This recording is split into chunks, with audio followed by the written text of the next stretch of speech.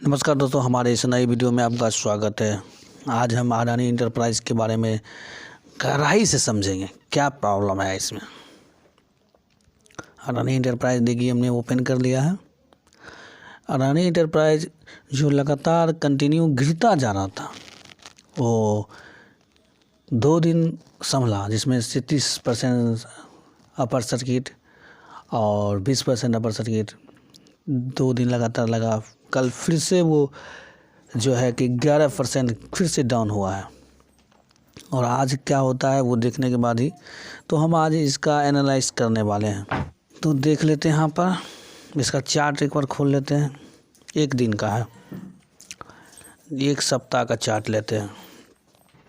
एक सप्ताह में जो 28% जो बढ़ा था वो दिखा रहा है। अब इसी में हम एक मंथ का ले लेते हैं। ये देखिए एक मंथ में 47.49 यानी कि लमसम सीधे 47.5% डाउन गया है। 1 ईयर की बात करें तो 60% का रिटर्न दे रहा है। खैर वो तो अलग बात है। अब हम आ जाते हैं यहाँ पर इसके परफॉर्मेंस के लिए, नीचे आ जाते हैं। देखिए इसका मार्केट कैप है आपका 2,46,725 करोड़। इनका ROC या रिटर्न ऑफ इक्विटी जो होता है उसको ROC हम कहते हैं, वो 3.4 मतलब रिटर्न इतना % मत दे रहा, 3.4 यानी 4% का ही रिटर्न दे रहा है। मतलब काफ़ी हाई वैल्यूएशन पर ये स्टॉक ट्रेड कर रहा। उसके बाद आ जाता है PE रेशियो, जो कि आप यहाँ देख सकते हो। PE रेशियो हम दिखा रहे हैं आपको, ये देखो इतना आ रहा है। उसके बाद रिटर्न ऑफ इक्विटी जो है अर्निंग पर शेयर, जो कि अर्निंग दे रहा है 10 रुपये पर शेयर और बिक रहा है कितना में, महंगा में। तो यहाँ भी देखने वाली बात है। डिविडेंड यील्ड, जो डिविडेंड होता है जो प्रॉफिट में से कुछ हिस्सा हमें मिलता है, वो 0.05%, मतलब काफ़ी जो है हद तक इसको कमज़ोर कहा जा सकता है, काफ़ी घटिया है। देख लीजिए। खैर चलिए, स्टॉक अगर बढ़ रहा तो कोई दिक्कत नहीं है, लेकिन स्टॉक इस तरह गिर रहा उसमें तो दिक्कत है। आप यहाँ देख सकते हैं, ये देखिए फेस वैल्यू है, ये देखो 1 का, मतलब कभी टूटता है स्टॉक, अगर टुकड़े में तो 1 टुकड़े मतलब 1 शेयर बदल 1 शेयर आपको मिलेगा। फिर हम आगे आ जाते हैं। कर्जा तो हम आपको एक बार और बताए थे, कर्जा इसमें ढेर सारा है। ये देखो यही कर्जा है, देखो कितना कर्जा है। पॉइंट से पहले जितना अंक है उतना कर्जा ज़्यादा है, मतलब पॉइंट के बाद वो अंक 31 है, 2 है, 1 है, तो समझिए कर्जा कम है। अब यहाँ से हम जाते हैं इसका फाइनेंशियल, जो हम है इनका फाइनेंशियल देख लेते हैं। ये देखिए हम इनका फाइनेंशियल पर आ चुके हैं। रेवेन्यू है, यहाँ देखिए, ये देखो रेवेन्यू में टोटल जो इनका कामकाज हुआ उनका पूरा क्या है हुआ 1 साल में, क्वार्टर में। तो क्वार्टर दर क्वार्टर देख सकते हैं बढ़ रहा है, क्वार्टर दर क्वार्टर बढ़ रहा। 13,218 है। उसके बाद 21 में हो जाता है 18,758। उसके बाद हो जाता है मार्च में 24,866। उसके बाद देखिए आपका फिर जो क्वार्टर आया 22 में 40,844, काफ़ी ग्रोथ किया है। उसके बाद फिर देखिए 22 में जो सितंबर है इसमें देखिए, ये देखिए यहाँ पर कम रहा है। तो 22 में इनका 2,000 करोड़ के आसपास कमा है। उसके बाद हम आप देखिए यहाँ से आ जाते हैं, आपका क्वार्टरली ले लिए हैं। अब हम ले लेते हैं देखिए इनका ईयरली में भी हम देखना चाहेंगे कि ईयरली में क्या हो रहा है। तो ईयरली में देख सकते हो कि 2018 में 35,924 करोड़ था, जो कि 19 में बढ़कर हो चुका है 40,379 करोड़। उसके बाद देखिए यहाँ पर अब 20 में थोड़ा सा बढ़ोतरी हुआ है। फिर देखिए 21 में ये 40,537 करोड़, मतलब कुछ घट गया है। और 22 में काफ़ी बड़ा छलांग लगाया है रेवेन्यू के मामले में, यहाँ तक आ गया है। उसके बाद हम आपको दिखाते हैं, अब आपको इसका अब प्रॉफिट पर आ जाते हैं। क्वार्टरली प्रॉफिट में हम देखते हैं 21 में क्वार्टरली जो रिजल्ट आया था उसमें देखिए 212 करोड़। क्वार्टरली रिजल्ट जो आया था ये आपका 2021 में 212 करोड़। फिर आपका देख लीजिए सितंबर का था, उसके बाद दिसंबर का -12 करोड़। यहाँ पर देख सकते हो मार्च के, फिर 22 मार्च में इनको 302 करोड़ का प्रॉफिट। उसके बाद यहाँ देख सकते हो जून में 469 करोड़ का प्रॉफिट। उसके बाद देखो सितंबर में 461 करोड़ का प्रॉफिट।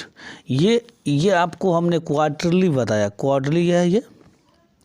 उसके बाद हम आ जाते हैं, आप देखिए ईयरली में प्रॉफिट क्या है इसका, ईयरली भी देखेंगे। ईयरली में आ जाते हैं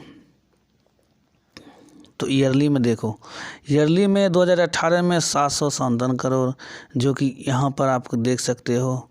ये देखो यहाँ पर कि हमने मार्किंग कर दिया, मार्किंग करके आपको दिखाते हैं। ये देखो इतना। उसके बाद 19 में 717 करोड़। उसके बाद देखो फिर से ये 20 में कम बैक करता है और 1138 करोड़। उसके बाद देखो 21 में कम बैक नहीं करता है तो लॉस में जाकर तब पर भी प्रॉफिट है 923 करोड़। फिर से देखो 22 में मतलब प्रॉफिट जो है इनका जो है यहाँ पे देख सकते हो, यहाँ पर लगातार गिरता है, माइनस हुआ है, फिर बीच में प्लस हुआ है, और उसके बाद देखो फिर से माइनस हो रहा है, लगातार माइनस। मतलब प्रॉफिट इनका फिर से 2 साल लगातार गिर रहा है और 22 में भी गिरा है।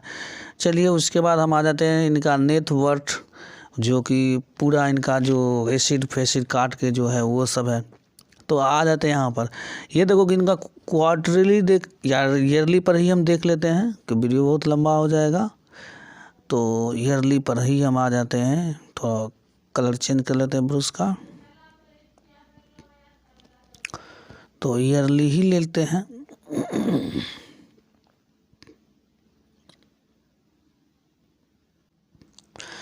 तो ईयरली हम ले लिए नेटवर्क। देखिए जितना भी बता रहे सब करोड़ में है, यहाँ पे देखिए हमने क्या लिख दिया, करोड़ में।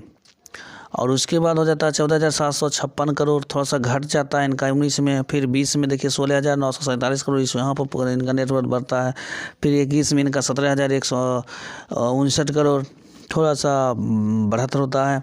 उसके बाद फिर यहाँ पे देख सकते हो 22 में का बहुत अच्छा परफॉर्मेंस हुआ है। 2022 में फिर देखिए इनका परफॉर्मेंस सबसे अच्छा रहा, जो कि आपका 22,257 करोड़ का इनको रेवेन्यू जनरेट हुआ है।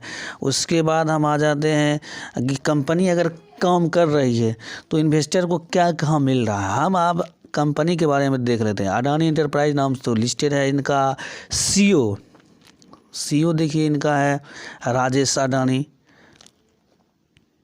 ये देखिए राजेश अडानी 1993 से ये कारीगर थे। उसके बाद हम आ जाते हैं इनके शेयर होल्डर के बारे में देखें तो प्रमोटर जो कि गौरव अडानी जो हैं इनमें 72%, मतलब कहीं ना कहीं देख सकते हैं कि इनका जो है प्रमोटरों की जो हिस्सेदारी रहे, अगर क्या कहता है ज़्यादा तो ज़्यादा बेटर रहता है। देखिए यहाँ पर प्रमोटर का जो हिस्सेदारी है 72.63। तो ये हमें प्रमोटर अगर इस तरह रख रहे हैं तो थोड़ा प्लस पॉइंट रहता है। अगर प्रमोटर लगातार गिरा रहा है तो उसमें दिक्कत है। प्रमोटर के बारे में हम यहाँ देख लेते हैं, 1 मिनट। प्रमोटर दिसंबर में, प्रमोटर 21 में जो 74.92% था, मार्च में 74.92, जून 22 में ये थोड़ा सा 2% शेयर इसने हटाया। सितंबर में सेम ही है, दिसंबर में सेम ही है 72.63। जो FI है जो कि फॉरेन इन्वेस्टर जो कि बाहर से जो इन्वेस्ट किए हैं, जो विदेशी इन्वेस्टर है, वो 15.39% है। उसके बाद रिटेल इसमें 6 पॉइंट, जो कि छोटा मोटा हम लोग जो इन्वेस्ट करते हैं वो लोग हैं। म्यूचुअल फंड की बात करें तो 1% ही है। तो म्यूचुअल फंड इन पर कम ट्रस्ट कर रहे हैं, क्योंकि डेट जितना है तो दिक्कत तो होगा ही होगा। तो चलिए आगे बढ़ते हैं फिर से, तो देखते हैं इनका अब हमें इनका देख लेते हैं बोनस देते हैं या नहीं, वो भी देखना ज़रूरी है। तो ऑल डॉक्यूमेंट पर हम आ चुके हैं। मीटिंग बोर्ड है, ये सब तो है। हम अब इनका शेयर के साथ अब हम देखना चाहेंगे इन बोनस देता है कि नहीं। अगर कंपनी प्रॉफिट में है तो बोनस शेयर स्प्लिट ये तो अभी तक दिए नहीं, तो हम इनके डिविडेंड के बारे में जानना चाहेंगे। जो लाभांश जो कमाते हैं उनमें से कितना % प्रॉफिट और उसमें से अपने इन्वेस्टर को बांटते हैं, तो देख लेते हैं। तो हम आ चुके हैं इनके डिविडेंड पर। तो डिविडेंड इनको कोई ख़ास नहीं है, क्योंकि कर्ज में डूबी कंपनी खुद है, तो हो सकता है रुपया अगर प्रॉफिट करते हैं तो अपना कर्ज कम करने के लिए करते होंगे। तो देख सकते हैं हम डिविडेंड पर आ चुके हैं। तो 14 जुलाई 2022 को इन्होंने ये देखो ₹1 पर शेयर, मतलब आपने अगर 100 शेयर खरीदा तो आपको 100 रुपये आपको उसका डिविडेंड मिला, मतलब लाभांश मिला, नहीं सूद भी कर सकते हैं, ये आपको मिला। तो साल में एक मरतबा ये लोग डिविडेंड सिर्फ देती है, देख लीजिए यहाँ पे साल में 2021 में भी ₹1 दिया और इधर भी ₹1 दिया। तो आज हमने समझ लिया कि इनका डिविडेंड भी। उसके बाद हम यहाँ पर देखेंगे कि इनका इन्वेस्टर जो म्यूचुअल फंड इन्वेस्टर है वो कौन कौन सा है। तो Kotak equity saving fund direct growth ये 4.71 यानी 4.71% का हिस्सेदारी कोटक रखती है। यूटीआई वो भी 2.80% रखती है। कोटक बैलेंस एडवांस फंड ये भी 2.10% रखता है। निप्पॉन इंडिया ये भी 1.5% की हिस्सेदारी रखता है। मतलब जो बोले थे म्यूचुअल फंड 1% का हिस्सेदारी है, पूरे इनके जो हिस्सेदारी में से 1% म्यूचुअल फंड इन पर ट्रस्ट नहीं कर रहा। तो ऑटोमेटिक है कि नॉर्मली ज़्यादातर कंपनी भी इन्वेस्ट इन पर या इन्वेस्टर कम ही इन्वेस्ट करेंगे। तो आज हम जो बात कर रहे थे इनके बारे में वो स्टॉक था अडानी इंटरप्राइज। ये मेरा पर्सनली रिकमेंड नहीं है कि आप खरीदो या नहीं खरीदो, मेरा एक आप बताना है। तो आप ख़रीदारी करें या नहीं करें या जो भी आपका मन मावे, तो एक बार आप किसी भी एडवाइज़र से सलाह लेकर ही किसी भी स्टॉक को बाय करें। ये नहीं कि किसी ने भी बता दिया या मैंने भी बता दिया और आपने किसी भी कंपनी का स्टॉक बाय कर लिए तो आपको प्रॉब्लम हो सकती है। तो बिना जानकारी के नहीं खरीदेंगे। एक हम ये जानकारी के हिसाब से बोला, आप पर्सनली एडवाइस से सलाह लेकर ही किसी भी स्टॉक को बाय करेंगे। ये नहीं कि आज हमने बोला और आपने बाय कर लिया, तो आपकी मूर्खता होगी। एक बार ज़रूर आप किसी भी फाइनेंशियल एडवाइज़र से सलाह लेकर ही किसी भी स्टॉक को बाय करेंगे। आज हमने पूरा बता दिया कि किस प्रकार अडानी इंटरप्राइज का जनरी है, और हो सकता है अडानी के जो कम बैक भी करने में कम नहीं है। ये कम बैक करते हैं, वो जिस रफ्तार से गिरता है उसी रफ्तार से कम बैक भी करते हैं। तो कहीं ना कहीं ये ठीक है। लेकिन कर्ज के मामले में हमने तो अभी तक इसको एक भी शेयर बाय नहीं किया। जिस समय ये था पर्सनली आज तक हमने अडानी के किसी भी स्टॉक में एक भी रुपया बाय नहीं किया। जब ये अडानी इंटरप्राइज ये घूम रहा था 1 साल पहले, ये आपका 1500 के अंदर, तब पर भी हमने एक भी रुपया इसमें नहीं लगाया। और कोरोना काल में तो और नीचा चल गया था, तब पर भी मैंने नहीं खरीदा, क्योंकि हमें पता था कि इसमें कर्ज बहुत ज़्यादा है। किसी तरह की प्रॉब्लम हुई तो ढेर सारा प्रॉब्लम आ सकती है। इसलिए हमने अडानी में किसी तरह का इन्वेस्ट मेरा कोई नहीं है।